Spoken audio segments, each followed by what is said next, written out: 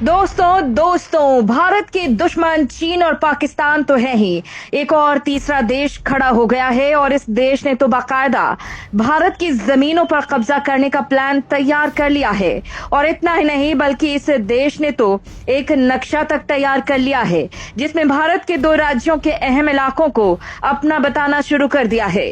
कहने का मतलब सिर्फ पाकिस्तान या चीन ही नहीं बल्कि एक और देश है जो भारत की जमीन कब्जाना चाहता है, और वो देश और कोई नहीं, भारत के साथ रोटी बेटी का रिश्ता रखने वाला नेपाल है, जो अब तक भारत के डोनेशन और रहमो करम पर चलता आ रहा था। अब उसने भारत को ही चैलेंज करना शुरू कर दिया है। सीधे भारत की जमीन कब्जाने के लिए बाकायदा मैप निकालने शुरू कर दिए हैं।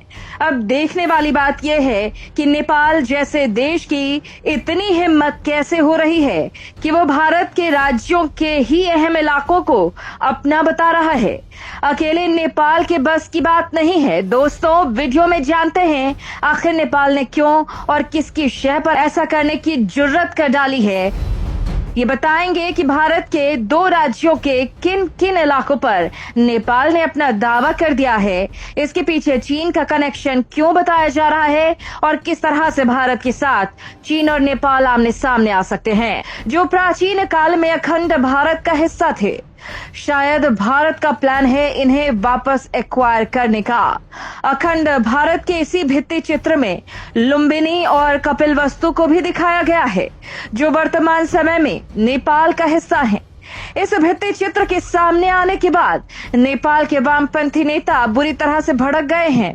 अब नेपाल ने ऐसी हरकत कर डाली है जिससे भारत को गुस्सा आ गया है और इससे भारत और नेपाल के रिश्ते बुरी तरह से बिगड़ सकते हैं।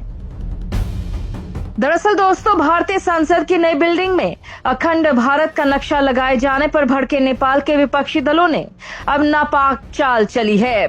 काठमांडू के मेयर बालेंद्र शाह ने अखंड भारत के जवाब में अपने ऑफिस में नया ग्रेटर नेपाल का नक्शा लगाया है।